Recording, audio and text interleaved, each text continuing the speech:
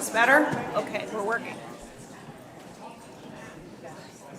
I know we're having some challenges getting everyone in here today, so I'm trying not to start without all our committee members, but I think we're at the point we may just go ahead because we're going to be cutting too much into time. So if everyone is okay with getting started, I'm going to go ahead and do that. So good afternoon, everybody.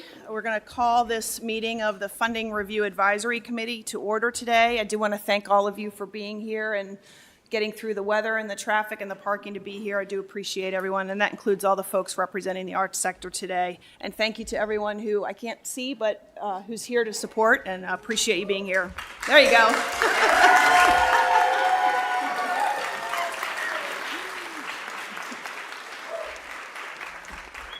I'm not used to getting applause when I talk, so that was very nice. Okay. So just to remind everybody today, there's a couple things just to talk about to set the stage for our first opportunity to hear from one of our wonderful Columbus constituencies. This is our meeting today that's focused on our cultural arts sector. The impact of the arts sector, its priorities, its vision for the future are things we're going to be thinking about and hearing about as we proceed. As we all know, I think everyone is aware, the arts play a very important role in fostering our community, one that we value significantly as it enhances our quality of life and makes our community a better place. We're fortunate enough today to be joined by representatives from the Greater Columbus Arts Council who are leaders in our cultural arts ecosystem. They're going to bring us their insights and their perspectives, what's going on in the arts community in our region, and share with us some of their constraints. Just to set the stage for how this is going to go today, our meeting here is an hour long. We're going to try and hold to that, but I want to respect the fact that we've started a few minutes late. So we're going to have an opportunity to hear from several people today for the first half hour. The second half hour will be your opportunity to ask any questions. So my two asks would be this: as our presenters are taking their time to be with us today, that we respect their time and not interrupt them with questions. Instead, let them speak. Please write down your questions. And then when we do get to the Q&A portion, I'm just going to ask everybody to keep their questions concise and precise so that everyone gets a chance to ask anything that they have. After that is over, just full disclosure how this is going to go, we are going to end here, and those of us on the committee will be then leaving this room and immediately going next door, okay? So when we're done, if you can just plan to get up and not mingle, but go directly next door so that we have an opportunity to share with each other what we thought we learned today. So with that, I'm going to stop my introduction so we can get started, and I'm going to turn things over to Mr. Tom Katzenmeier, President and CEO of the Greater Columbus Arts Council, who's going to begin our presentation today. Thank you. Thank you. Oops. Thank you, Sandy. Good afternoon, everyone. My name is Tom Katzenmeier, and I'm the President and CEO of the Greater Columbus Arts Council. It was great to see so many of you at the Arts Festival 2 weekends ago. I've got three outstanding community arts leaders that have joined me this afternoon, and we will be happy to take your questions after our remarks. We also have many supporters here today. Thank you all for coming out.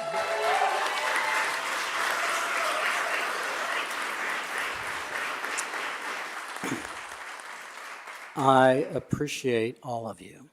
And I want to thank every member of this committee for giving your time and talents to this important effort. I know you have a lot to consider, not only with the arts, but with the other community sectors under review in this process.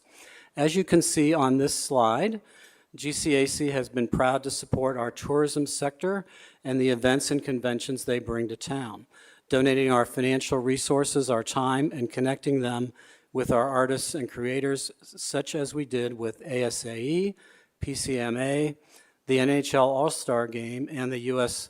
Figure Skating Championships. I appreciate, Brian, that you are here with us today, and Sarah and Carrie, too. It's good to see you, and I will hopefully be coming to your presentation a little bit later in the year. I also want to especially call out the human services sector, which is facing unprecedented challenges when it comes to homelessness, food insecurity, daycare, and early childhood education. We see these needs up close because many of our artists are economically challenged. GCAC and our arts organizations are committed to being part of the solution and to continuing the human service partnerships we have now while always looking for new ways to help out those in need. Per your request, we've submitted specific data both in our two-page summary and in our annual report, which discloses every dollar granted out by GCAC in the past year. If you remember one thing from my remarks, I hope it's that Central Ohio Arts nonprofits generate $885 million in local economic impact. You'll hear over the next 20 minutes how we do that through the intersection of arts and education, accessible programming, workforce development, and much more. You should also know that last year, 114 arts and culture organizations and 1,576 artists received $23 million in grants from the community through GCAC. Also last year, GCAC, grants, applaud for that. Also last year, GCAC grantees provided more than 1 million life-changing experiences for school children in Central Ohio. And our neighborhoods are blossoming with public art. More than 40 new murals have been created in neighborhoods throughout the city in the past 2 years, which increases foot traffic and enhances the quality of life. We have a few newer programs that I want to tell you about that'll give you a sense of our current direction and where we are headed. First, some of our artists live in communities that have not historically had access to information about arts resources. These are the communities we are serving through our Navigator Artist Ambassador program, now in its third year. This year, as you can see on this slide, there are 28 navigators, a richly diverse group of artists across disciplines who reach out to these underserved neighborhoods and who have helped nearly 250 artists access funding just last year, new artists in our systems. Several of the navigators are here with us today. Next, our community relies on safe and stable facilities for arts audiences and employees. To address this, we launched a capital expense grant program in 2023, and last year, 28 organizations received $6.5 million for projects such as HVAC, technology, lighting, elevators, flooring, deferred maintenance, and remodeling, like you see in this slide at Shadowbox Live's new upfront space. We are continuing this program to help our organizations stay accessible and prepared for Columbus's growing population. We've invited the community into our grant review process through a pilot project in which more than 400 local residents contributed to a community grant review on 101 artist projects totaling $1.2 million in 2024. The public has responded enthusiastically to this program, and we plan to keep it going. And I hope some of you got to see West Side Story at the Ohio Theater in February. This wasn't just another nationally acclaimed homegrown performance. It was a manifestation of the environment we have all created together, in which Columbus now brings visitors from around the country to experience our thriving arts scene. This unique collaboration among Kappa, the Columbus Symphony, Ballet Met, and Opera Columbus is just the most recent example of our spirit of collaboration here, and you'll see more of these kinds of partnerships in the years to come. Now I'm going to turn it over to Stephanie Matthews, Executive Director of A Tribe for Jazz.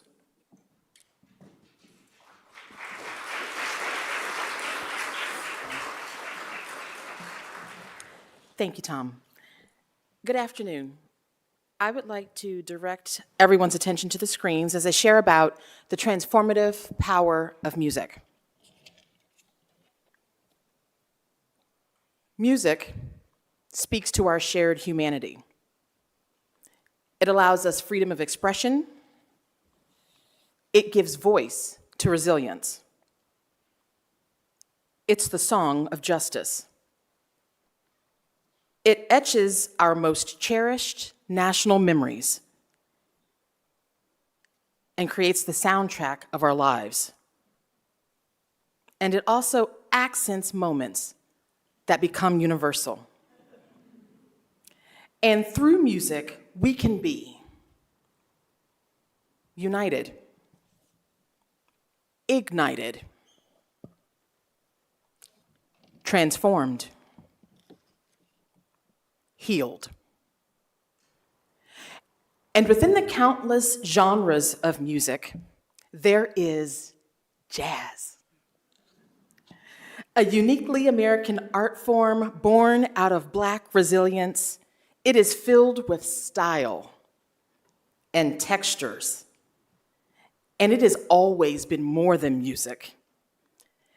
It's a call for peace, like John Coltrane's A Love Supreme. It's bold, audacious, and has reached across the globe in the form of the International Jazz Day, founded by Herbie Hancock. At A Tribe for Jazz, we carry that torch. Since our founding in 2021, our mission has been to preserve the legacy and advance the future of jazz through education, filmmaking, community engagement, and performances. Last year, our Columbus International Jazz Series, in partnership with Capital University and the Columbus College of Art and Design, featured 16 world-class rising stars in jazz music. Through this series, we provided free access to the transformative power of jazz music to over 2,000 attendees through concerts, master classes, and in-school visits. Because of this work, this past January, we were recognized as an outstanding diversity organization by Columbus Business First. We also use jazz to promote emotional wellness and capacity building. Our exploration program integrates mindfulness, jazz, and collaborative arts to support frontline professionals like social workers, teachers, and veterans. We create this work alongside partners throughout the community. For example, at Ballet Met, more than 9,000 children experience the magic of movement through programs such as Morning at the Wiggle Jig. Jazz Arts Group's All That Jazz program brought vibrant music to more than 4,000 fourth graders across Columbus, and their Jazz Academy on Tour initiative brought participatory concerts into Central Ohio classrooms. Kappa's Passport to Learning provided more than 17,000 young minds with education-focused live and virtual performances, and their annual Marquee Awards showcase gave high school students the opportunity to work with theater and music professionals and then perform at the historic Ohio Theater. More than 1,400 students and families were served by ProMusica's Play Us Forward, which uses music to inspire leadership. And for elementary and middle school students in historically underserved and under-resourced neighborhoods, we bring Jazz Lab. This hands-on, immersive out-of-school time program uses jazz as a catalyst to teach STEAM, which is science, technology, engineering, arts, and mathematics. Our unique integrated approach provides these youth cultural and technological opportunities they may not otherwise have access to. Jazz Lab is a doorway to possibilities for children who need to envision a different future. And so I want to take a moment, I want to ask you to bear with me as I'm going to share with you some hard stories about how we found ourselves as an organization at the crossroads of arts and human services. When we took Jazz Lab to Dominion Middle School, Principal Flanagan shared with us that several of the students live at a homeless encampment under the Clintonville Bridge. At Wedgwood Middle School on Briggs Road, the school building literally sits right next door to an apartment complex that has been marred by violence for years. On the west side, a child was shot near Eakin Elementary. The reality is many of our children have experienced trauma. We've seen it in youth who were disengaged, but then who were brought back to re-engagement through our program Jazz Lab, and that is why we must always continue to show up and use the arts to foster hope. Because the work we do is very much about human services. We just do it with a rhythm section. Thank you. Thank you.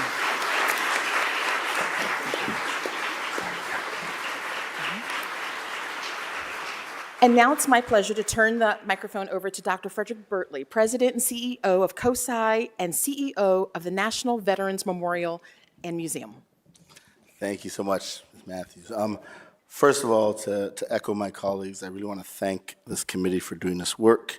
We know you have day jobs and night jobs, so having your third hustle, appreciate that for you all being here, and especially the community for coming up with such strong numbers. Thank you for supporting this. Thank you for the opportunity. Thank you for the opportunity to share how COSI plays an integral role in advancing both the arts and human services throughout Columbus and Franklin County. At COSI, we live by a powerful truth. Science is everywhere, and science is for everyone. That philosophy drives us to ensure that every child, every family, and every neighborhood has equitable access to transformative STEAM education experiences. Our work and approach is guided by 4 important principles. First, innovation by ignoring the box. We just don't think outside the box, we eliminate it. Second, serving everyone from womb to tomb. We provide lifelong learning opportunities for people of all ages. Third, meeting people where they are. We take science into the heart of our communities. And finally, collaboration is indeed our DNA. We partner deeply with human service and cultural organizations to lift one another. These principles come to life through programs that not only inspire curiosity, but also advance the missions of our human service partners, an essential strategy to help our city and county address and overcome poverty. Take, for example, our Learning Lunchbox program. Through partnerships with organizations like Children's Hunger Alliance, Alvis, the Human Service Chamber, and more, we distribute hands-on STEAM activity kits throughout every neighborhood in Columbus and Franklin County. These kits offer more than an education, they elevate lives. By partnering with food pantries, for a child facing food insecurity, the Learning Lunchbox program delivers nourishment for the body and for the mind. For a mom in recovery at Alvis, these kits become a tool for reconnection and hope with her child. Together, we're creating opportunities for healing, learning, and ultimately, upward mobility. Another hallmark initiative is the COSI Science Festival, a 4-day celebration of science and the arts with 100+ events hosted by community partners in neighborhoods throughout the county, Wednesday through Friday, culminating in the big science celebration at the COSI campus on Saturday. We bring STEAM directly to the people. From community centers to parks to libraries, we turn our city into a very living laboratory of discovery. This kind of access and joy is essential in building a culture where all feel they belong in STEAM, an important contributor to workforce readiness. Affordability and inclusion are core to our access model, and this is reflected throughout our community. 6 major Columbus institutions, including COSI, Columbus Museum of Art, Franklin Park Conservatory, the National Veterans Memorial Museum, the Wexner Center for the Arts, and the Ohio History Center, are breaking down barriers to discovery as part of the National Museums for All initiative, which provide free or deeply reduced admission to families receiving food assistance. And more than a dozen GCAC grantees donate admission passes to the Cultural Pass program at the Columbus Metropolitan Library. In 2024, for example, 110,000 free admissions unlocked access to world-class theaters, museums, and concerts. Other Columbus arts organizations create free access opportunities as well. For example, Opera Columbus performed free pop-up performances that reached 15,000 residents in 2024 alone, inviting new audiences to experience the magic of opera, often for the very first time. And Pro Musica offers free summer concerts at the Franklin Park Conservatory and family-friendly series at Columbus Metropolitan Libraries. COSI also lifts voices that are too often unrepresented in STEAM. Our Color of Science program creates space where girls and students of color can explore careers in science while our platform program works year-round with cohorts of low-income youth, mentoring them and guiding them step by step towards college and workforce readiness in STEAM fields. But we don't just wait for the community to come to us. With Science Meets Society, we bring crucial conversations in science to barbershops, churches, libraries, community centers, and co-working spaces where everyday life happens. And by demystifying STEAM in familiar places, we make science accessible, relevant, and engaging. We use the artistry and allure of animation to create award-winning content, demystifying topics like AI, GMOs, climate change, the importance of DE&I, implicit bias, and so much more. All these programs have impacted our community and have been recognized not just locally, but as a national model, including from the White House. Our work is not abstract. It's personal, and it's immersed in a STEAM mentality. Let me tell you just a couple of quick stories that illustrate this point. First, we regularly host community art contests informed by our traveling exhibit series where citizens of Central Ohio and beyond can exhibit their art in the nation's top science museum. And then we had the opportunity to host the nation's Christmas tree at COSI last November, and we partnered with the Columbus City Schools for another kind of contest to create an ornament for the Capitol Christmas tree in Washington, D.C. The Whistle-Top Tour, as it's called, took a tree from Alaska to DC and came through Columbus, where a young artist from Columbus City School created a STEAM-themed ornament for the celebration. Her family and the ornament got to travel to Washington, D.C. for a ceremonious ornament hanging. So moving was this moment that Congresswoman Joyce Beatty used her full 5 minutes from the House floor to share this story and how COSI has led the drafting of a bill with bipartisan support to create the first National STEM Week for our nation. And when Harvard Business School selected our partnership with Alvis for a case study, it affirmed what we anecdotally thought, that our model works. By fusing the arts and science and human services, we help people not just survive, but have the opportunity to thrive. And finally, one young girl, after receiving a learning lunchbox at a community park in Franklinton, opened it immediately on a swing set. Her excitement was palpable, and in that moment, we saw the spark of discovery ignite. And so we approached her, and we said, "Why have you opened it here? Why haven't you taken it home?" She said, "No one in my life told me that I could be a scientist. I could not wait to open this." So this funding makes all of this possible. And with the continued support of the city and county, we will keep opening doors, lifting lives, and building a more equitable, innovative, and inspired community for our city, for our county, for everyone. Thank you, and now I'd like to turn to my esteemed colleague to the left, Ms. Stacy Board, the CEO of Shadowbox Live.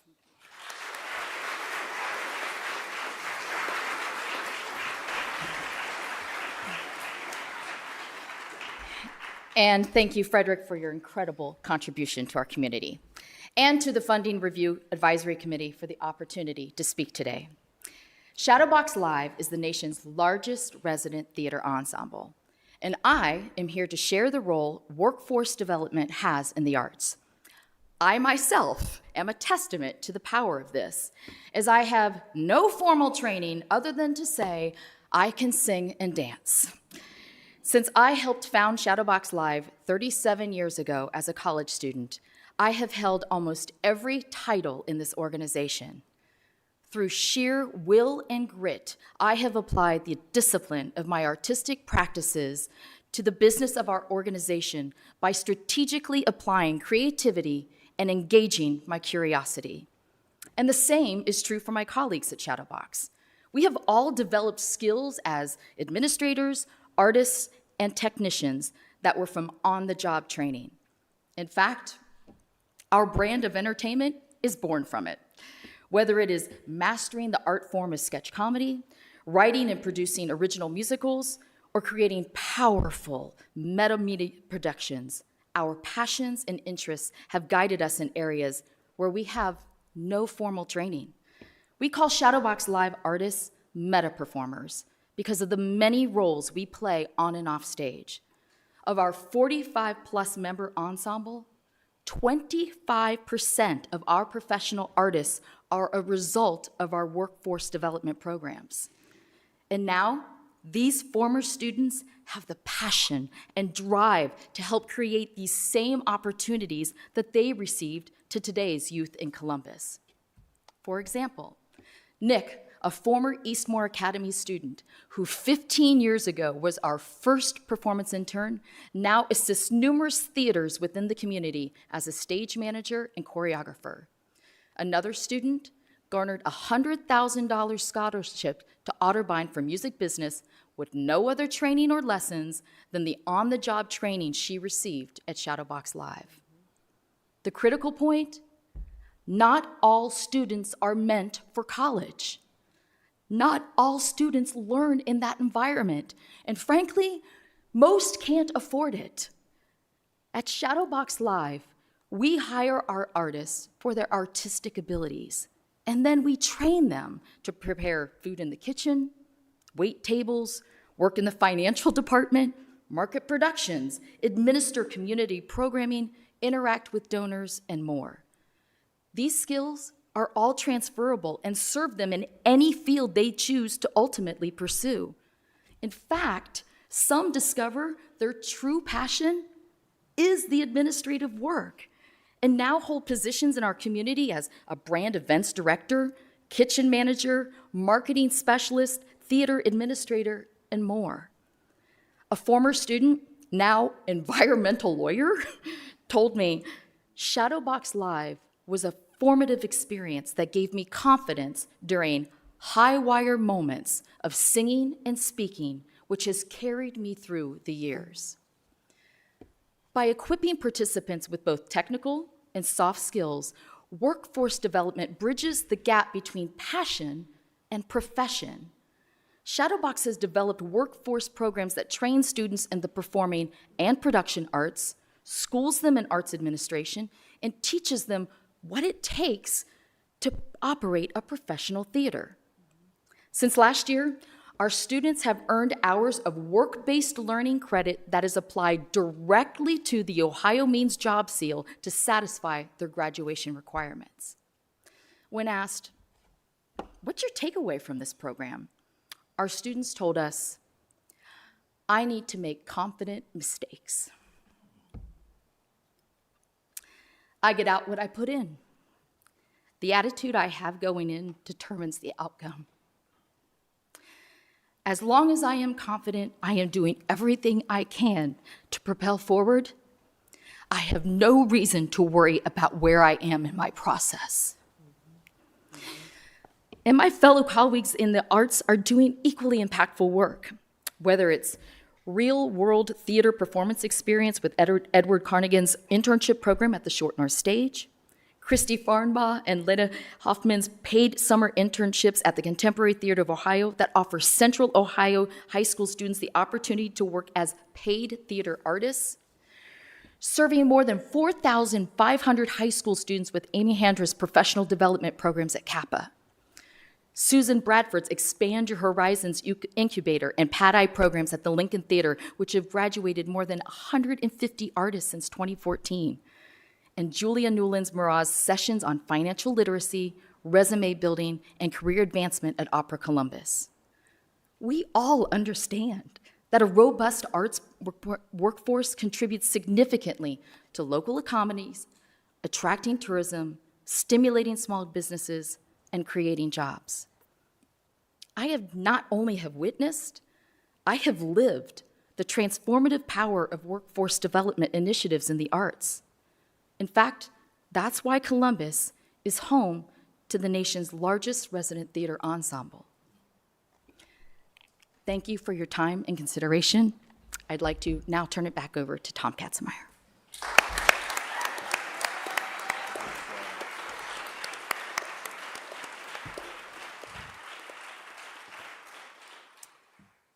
Members of the committee, thank you for asking us to be here on behalf of our community. And I want you to know that we fully accept the responsibility that we have been given and that this community has come to know that they can hold us accountable for these results. The responsibility is why GCAC is a leaner organization than many of its peers in other metro cities, with a smaller staff, less overhead, higher percentage of funds going into the community. In 2024, we invested 90% of the expenses back into the community through grants and programming that, yes.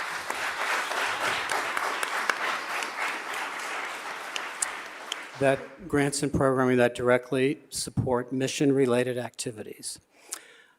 I hope that what you've heard today is that the strong support that our city, our county, and all of you give to the Central Ohio arts community is accomplishing what you intended.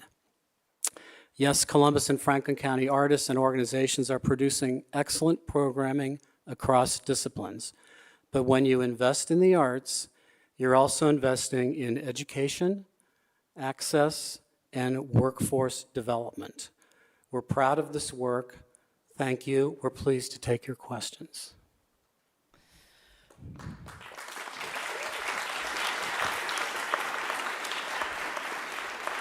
So, thank you to all of you. I want to just go on record before we get on questions to acknowledge for one quick moment the gratitude for this community. And I think you probably could have had 100 other people sit up here and explain what's happening in the community, and they would be just as impactful. So I do want to acknowledge that we live in an incredible community because of the arts, the sciences, and so forth that go on here. So thank you for creating a place for all of us to live that we can all enjoy in our own way. I really appreciate you. I do want to go ahead to jump into the two-page report that you provided to us, so thank you for that. And I'm just going to start with one question, and then we'll certainly turn it over to others. Tom, I'll ask specifically of you, but maybe if you want to have others answer, that's fine too. One of the things in the report that was identified was essentially a decrease in corporate funding and corporate philanthropy that's occurred since COVID. Would you be able to just share a quick snapshot on how you think the current funding model is working, and then what the impact of that is on the arts funding currently? Thank you. Very solid question. Corporate support is definitely down in the arts. We measure this. We ask this question when we are in grant-making process, so we know this to be true. I think the philanthropic environment in Columbus is difficult right now. In the case of public funding for the arts, we lead now in Ohio. That's very helpful. We came together 10 years ago to begin to work on this. As all of you know, there was a first FRAC in 2011 and 2012. It reported out in 2012 of August of 2012. I know that you all have a copy of that. There was a recommendation in that to pursue a ticket fee, which we did. We considered many, many other options, which I know that you will eventually get to look at here. We actually considered 15 different revenue-enhancing things. So this is corporate philanthropy aside. We looked at income tax, property tax, sales tax, restaurant tax, liquor tax, wine tax, parking fees, rental car fees from Port Columbus. Could we change the casino revenues, et cetera, et cetera. We came back to the ticket fee because it is a user fee and it would work for us. This was not easy to sell to the arts community. I hope you appreciate that because I came back to them after all that work, and a lot of people in this room helped me do that work. And I said, listen, we're going to tax ourselves. And they said to me, we're going to tax ourselves? Yes, we're going to tax ourselves. It was hard to get that done. And then we went to council with the idea. This took a lot of time, a couple years to do this. We had many public hearings. Jamie and I and others were screamed at these meetings. But we made the case the user fee worked. You only pay it in the city of Columbus on all arts, culture, sports, and entertainment, except for Ohio State. And it has resulted, last year resulted in about $13 million to us. We now lead in public funding for the arts because of this effort. And we did it together.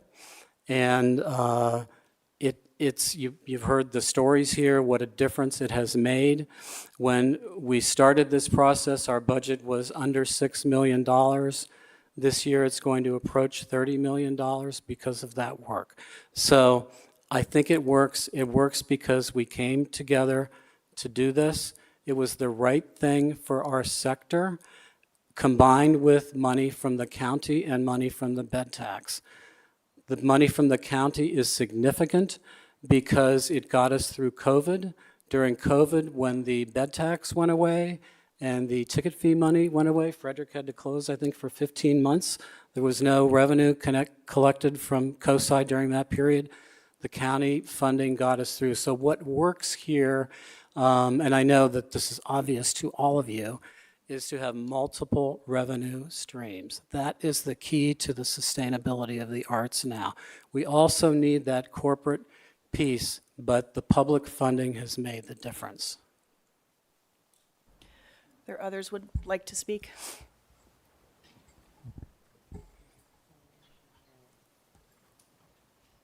Questions? Barbara? Yes, we have a question from the county. Thank you. Thank you all so much. Joy Bivens, Deputy County Administrator of Health and Human Services for Franklin County. I actually have a question for you, Dr. B. What revenue generating opportunities do you see at the Vets Memorial? What, Vets Memorial? I was ready to jump into COSI. So thank you for that question. One of the exciting things that we're thinking about how to reposition the National Veterans Memorial Museum is to expand the aperture from it being quote unquote just for veterans. Now let me be clear, my father served in the military, I did not. Veterans comes first in terms of the name NVMM. And by the way, for those of you who don't know, that national designation is not a sticker we threw up because we're cool from Columbus. That national designation is a Congress designation. The building very well could have been in Washington, D.C. Instead, they picked the great city of Columbus for various reasons to have that.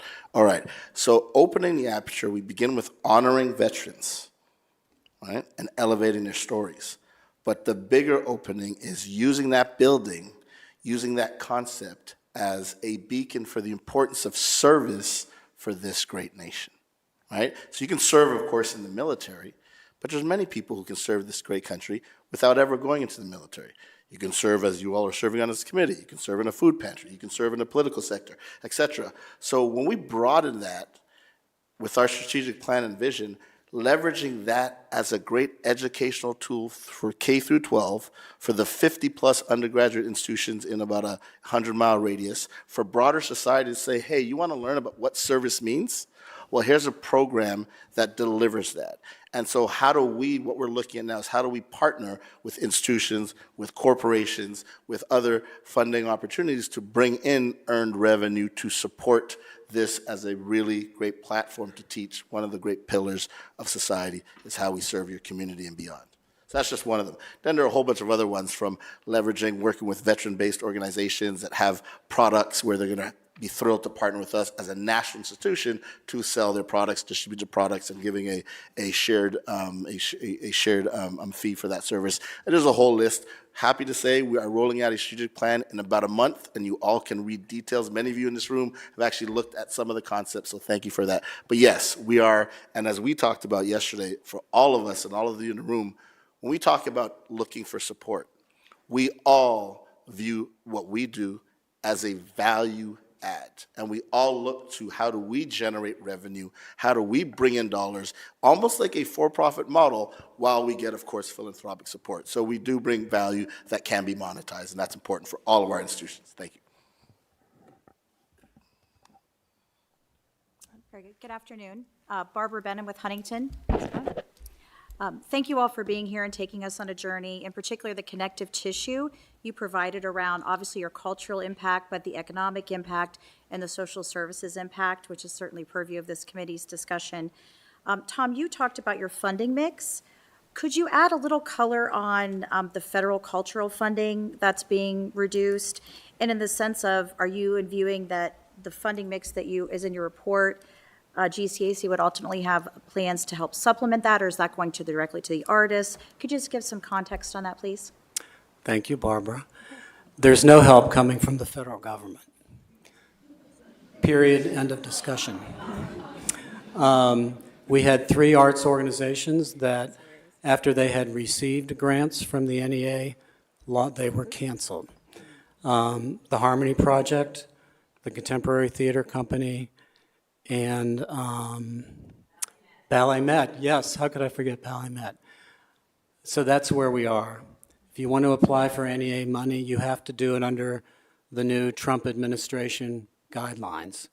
It has to relate to Make America Healthy Again, or America 250, et cetera, et cetera. So that's the environment we're in. There is money that comes from the state government through the Ohio Arts Council. We'll know in the next 12 days here what those amounts are going to be. There was an amendment proposed to add $4 million a year to the Ohio Arts Council budget. I don't know where that stands right now. So at best, we'll probably hold even with the money coming from the state of Ohio. So that puts much more pressure on us locally to fund the arts and create this environment that we've created together. I do not expect any help from the federal government for any of us. I'm being candid. Thank you so much. I'll echo the chair's comments and say thank you all for being here. And Tom, I think as a follow-up to the comments you just made, again, my name is Luke Fedlam. Can you shed some light? I think obviously we're here thinking about innovative and creative ways around the funding piece, but what you just talked about in terms of the challenges around federal funding going forward, can you shed some light or insight into what's happening behind the scenes in the arts community here in Columbus as it relates to the expense management side of everything? Are there innovations that are happening around shared spaces, around shared services, and other things that's happening that we may not know about? Absolutely, and we can all talk about this too. I know Frederick has a good example about his employment levels before and after COVID that you could talk about. But we are very mindful of this. A lot of investment in technology, notably at our office. We have a director of IT who's somewhere out there in the audience with us that's really saving us a lot of money, a lot of time. We have an enormous number of transactions in the office with artists, arts organizations, thousands and thousands and thousands. So we have to be smarter about that. That's really working for us. All the folks from CAPA and all their organizations are here. They do the back office for 10 arts organizations. There could be more to that over time. With space, again, Stacy's example, we funded the renovation of their upfront space so more artists and organizations could use that. It's a smaller space. It holds 100 seat space. She can use that a couple times a week at least for other performances, other opportunities in that space. So we're very mindful of all this. The funding, a lot of the funding that we're doing in CapEx is not sexy. I mean, I mentioned that, the lighting, technology, restrooms, things like that, that we have to keep these facilities in good working order. There's been a lot of deferred maintenance. We have a lot of older facilities, too, that need to be kept up. But in terms of efficiency, why don't you tell me the story you told them about employment at COSI? Do you want me to tell? I have no idea what Tom is talking about, so he can tell that story. But Okay, to tee I'll you ask up, you the question. To tee you How up. many employees did you have before COVID? Oh, okay. There you go. Thank you. yeah. A little bit of help. So before I get to that, though, because that is actually a great story, I do want to talk about your very important question. A prime example is the location of COSI, the Center of Science and Industry, and across the street, the National Veterans Memorial Museum. Well, one of the things we talked about way back before they broke ground with the National Vets in 2017 was, hey, I was new in this area, like your building's cultural, institution across the street, let's talk about shared services. And for all the right reasons, it didn't happen. But now, in the current role, part of our strategic plan and how we're looking at this is we are literally across the street from each other. So why do we have 2 different groundkeeping contracts? Why do we have 2 different security contracts? Why do we have 2 different food and beverage contracts? Why do we have 2 different accounting contracts, et cetera? These things can ratchet up and be very expensive to cultural institutions. And so we are already in phase 1 of working on shared services on one phase, and then ultimately getting to things like benefits. We all know when you raise the denominator in populations or in people for a benefit package, it lowers the rate. So we're going to be looking at that, et cetera. The institutions are still going to be their own institutions. It's still going to be NVMM. It's still going to be COSI, but they're going to be economies of scale. And based on the size of the buildings, it's quite a bit of scale. The second piece that I'm really proud of, and to any COSI team members in the audience, thank you for your work, is as you all know, the pandemic is extremely painful. To give you some facts, COSI went from a team of 246 down to 43. Toughest day of my life, because I had to lay them off. More importantly, toughest day for the individuals that had to be laid off. These are people you know in the cultural sector. They've been there 10, 15, 20, 30 years, no fault of their own. Frederick Bertley has to lay them off because Bertley's not on the building. It says COSI, and the building needed to survive. Fine. Got through that, fast forward. We innovated, we did some programmatic initiatives. As Tom mentioned, we were closed for 16 months. We were heavily earned revenue, and by earned revenue, I don't mean weddings, I don't mean business meetings, I mean ticket sales. When you are closed, you're not selling tickets, and it was tough. But we ideated it out, got out of that, opened up with Marvel, huge blockbuster exhibit, which helped, that was great. Fast forward, we are now 5 years out of the pandemic, and we are at 160 employees, down from 243. We're doing everything we did before the pandemic, and kids, and radio show, and animated series, and a program called Epic about innovation and entrepreneurship. We are doing what we did prior to the pandemic, plus 3-4x of programmatic stuff with almost 100 less people. That's the cultural sector owning our space and understanding we can't just be passive. We have to think like a business and operate with efficiencies like a business. Our 501(c) status is just a tax status, but we work hard to bring in efficiencies and make sure we're delivering on the dollars we get through philanthropy, but we're also delivering on the dollars we earn through creative, innovative, earned revenue mechanisms. Thank you. So the 90% number that I mentioned earlier sounds heroic. I don't like to boast about it. Our job is to get as much money that the city and county give us out into the community. It puts a lot of stress on a staff to do that. My board is very mindful of that. They ask about it at every board meeting. But we have somewhat routinely returned 85 to 90%. 90% is the high water mark. I don't want to press it any further than that. But we're very, very mindful of this. We talk to the organizations we fund about it all the time, about efficiencies. Yeah. Thank you for what you're doing. Huge contribution to our community. I'm wondering if you can help us think about Central Ohio compared to peer regions and how the investment we're making in cultural arts, how that may compare maybe on a per capita basis to other places that are known for a vibrant cultural art scene. And then I'm also wondering what percent of, maybe you compare again to peer cities, how much of our funding has to go to building maintenance and ownership of buildings that may be different in other regions? Okay. Yeah. So I'll start with that. When we started the work after the last FRAC on the ticket fee, we were in last place. We compared ourselves to the cities that Experience Columbus compares themselves to. So that competitive set, which is Cincinnati, Cleveland, Indianapolis, Milwaukee, Pittsburgh, Detroit, Nashville, Austin, maybe, I can't remember all of them, but that's where we were. On a per capita basis, we were in last place. There had been 15 years of studies done before this work. I used to carry them around in a wagon because they were too heavy to carry. They were done by some of the people around this table. Columbus Partnership funded some of them. Ohio State University funded some of them.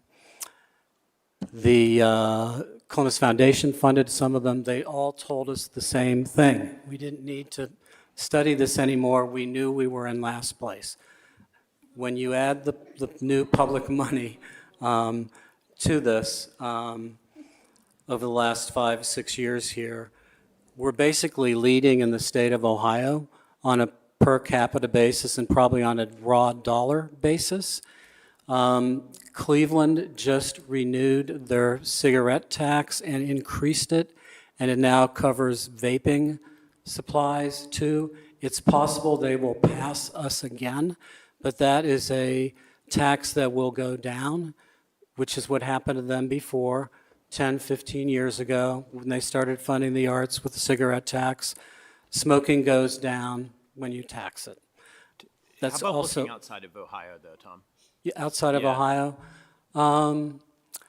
I might throw this one to Jamie.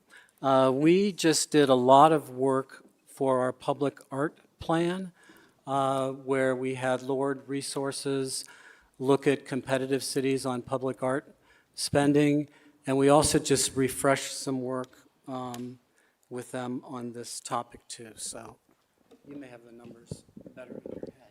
I don't have the numbers in my head, but I can get you those answers.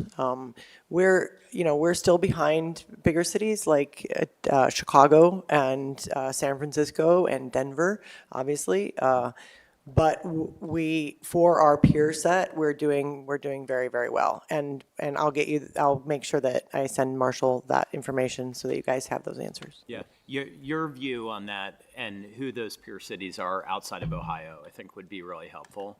And I was thinking about make sure we're comparing apples to apples, understanding to what degree there's a drag on that funding due to changes in facility responsibility for facility maintenance and those kind of things. It struck me that may be significantly different in our region than some places as well. And so understanding that versus what can happen and gets funded inside the buildings versus what's just paying for the buildings. Yeah. So our operating support grants, which are the bigger grants that we give to the larger budget organizations, are all unrestricted. Yeah. So Yeah. they, like the Art Museum, COSI, Kappa. Yeah. Looking for a look through though to the cultural institutions that are actually being funded, right? Do you understand the question? Yes. Yeah. Yeah. No,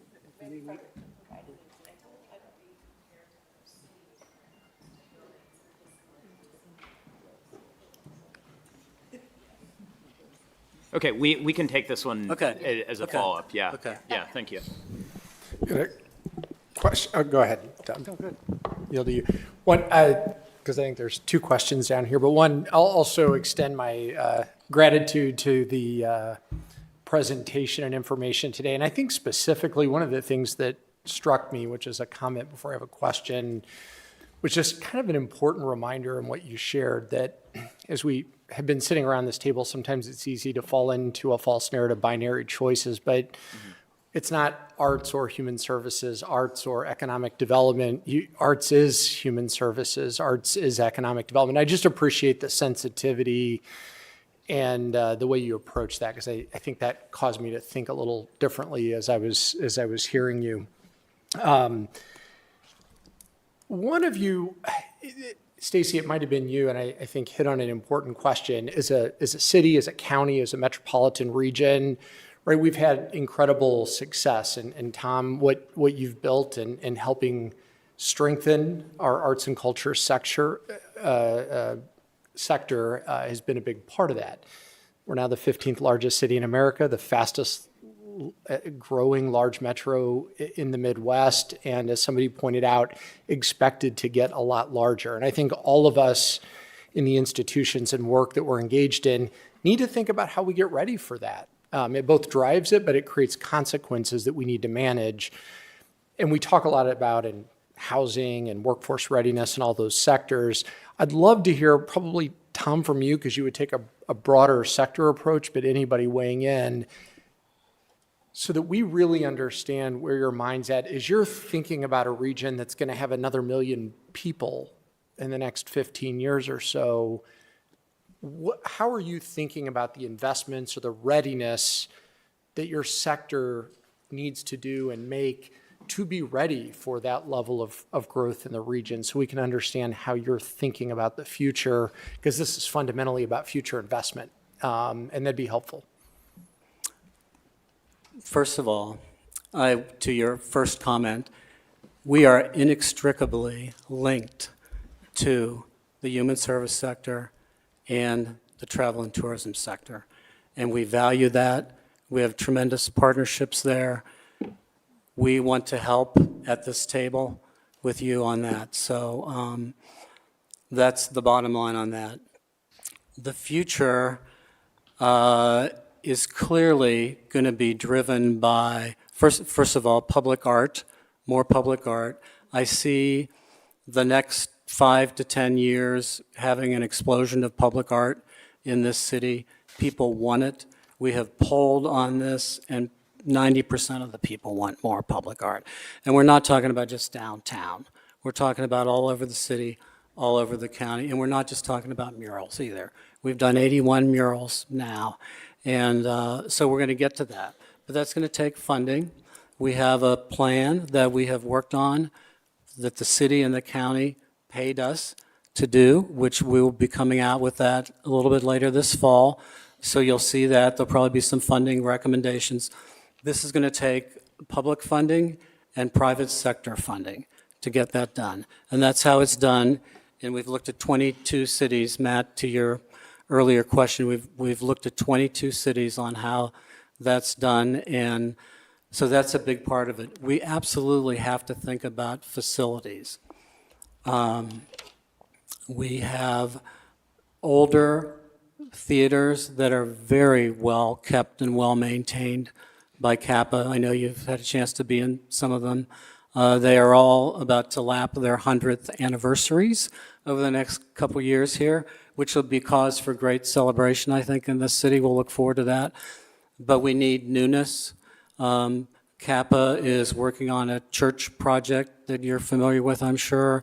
They're getting involved in the Idea Foundry space. There's a major proposal for a new music hall on the peninsula down there that hopefully Frederick will be involved with the other two institutions he runs down there. Right. But the symphony has a new leader that's going to be here July 15th with us. She's an accomplished fundraiser of big dollar amounts, so we'll get that going again. The artists have a lot of needs, and we cannot forget about them. We funded 1,527 of them last year. The year that I started, we funded 50 artists.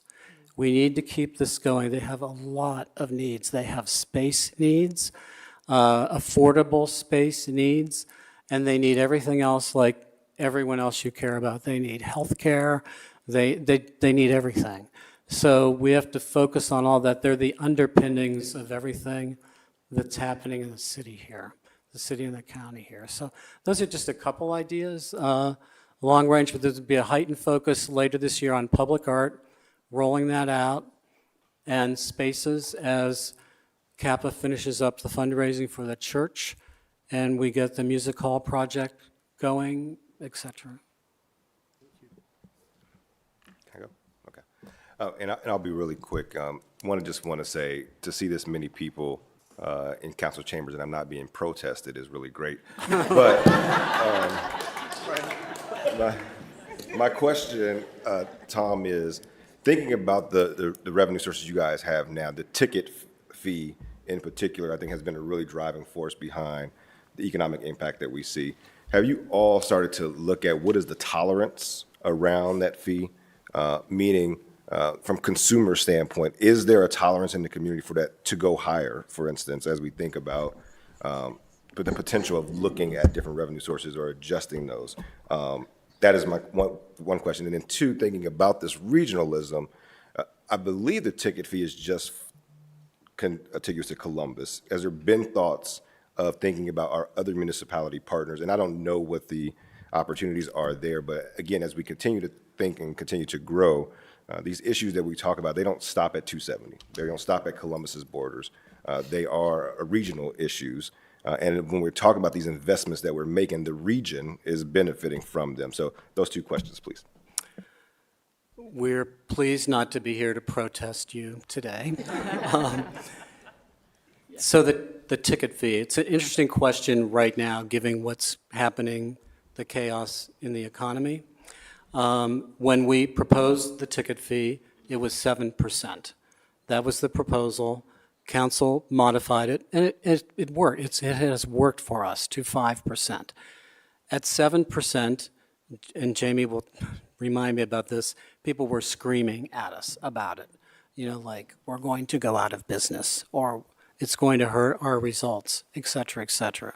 We'll never know if that was true or not because it ended up being at 5%. It works very well. So I'm an optimist. We are in a very tough environment right now. I don't want anyone to leave this meeting thinking that Tom is spooked, but there are a lot of distractions. You all know this from the businesses that you are in and the governments that you work for. There is chaos every day at the highest level. There are wars, there are layoffs, there are cost increases. Consumer confidence, which is measured by the University of Michigan since 1959, was a couple months ago at its second lowest level ever.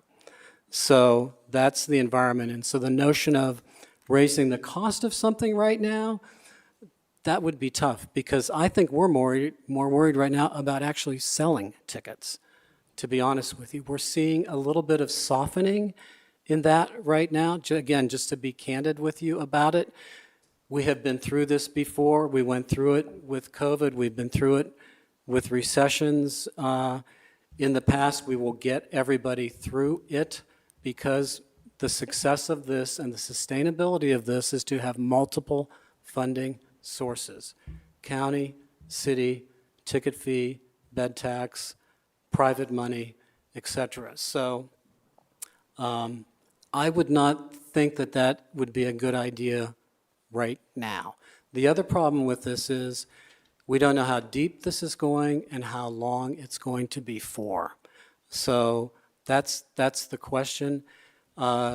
Multiple companies, again, I don't want to sound like so negative about this, but everything is an earnings warning. Whether it's McDonald's or Smucker's was last week. Snack foods, Twinkies aren't selling. So that's the cards we've been dealt right this second. I think you're also going to see it in travel. I don't know whether Brian's noticing this yet in travel and hotel stays. But when you all think about your own lives and your spending patterns, you're probably holding back on a few things. So I just worry about that there could be more money there. We'd have to talk to the arts organizations about it, obviously, very seriously, too. But it's an interesting idea. The timing may not be good right now. So we are at an hour, and I don't want to cut it short, but we do have another conversation to have. Is there anybody else that has a question that they really would like to ask? Because I don't want to cut that short, Janelle. And Nick, did I miss part of your question, too? You? Outside of the city. Oh, yeah. So the Ohio Revised Code allows cities to implement ticket fees. So not counties, but cities. So if Dublin wanted to do it, if Worthington wanted to do it, New Albany, where they have facilities that could generate. New Albany has an amphitheater now. I've actually met with the people in New Albany about it. I don't want anyone to leave here thinking they're considering that, but they asked questions about it. Dayton has asked me about it. Akron has asked me about it, how this works. When we proposed it, Cincinnati was at 3%. Cleveland was at 8%.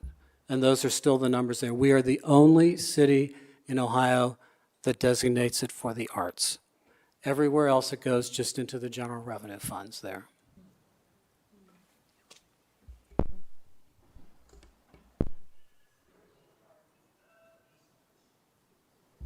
Don't need to push it? Okay. Well, hopefully you can hear me, Tom. Thank you. I wanted to ask about the growth around free arts events and programs. There was a 22% growth last year, and just wanted to know if you could speak to that, what's driving that growth, and is that a trend? We want the arts to be accessible to everyone. A lot of times that means free or reduced admission. There were probably 10 examples given up here today about free things that people can go to. The program that the library has is amazing. 110,000 people have taken advantage of it. The Museums for All that you mentioned, another great example. It's clearly what we want here, and we will encourage it in every possibility. And I guess that's what I would say about it. Yeah, it's important. It is significant. The arts have got to be accessible to all. Thank you. Can I just add a point to that? Because some of you may not know this. So we did the Big Explore. When was the Big Explore done? Maybe 2018. This was an initiative that the Columbus Foundation initiated with about 7 other cultural institutions. So COSI, the Columbus Museum of Art, the Wexner Center for the Arts, the Conservatory, etc. And they asked us on December 29th, would you be willing to open your doors for free? We said, sure. Every institution broke their historic record. The art museums, I'm going to try to get it right, I can't remember, but their record was around 7,000. They had like 8,000 or 9,000 that day. COSI, we had 11,744 people come to COSI in one day. I'm stressing that because the people have spoken. They want this stuff.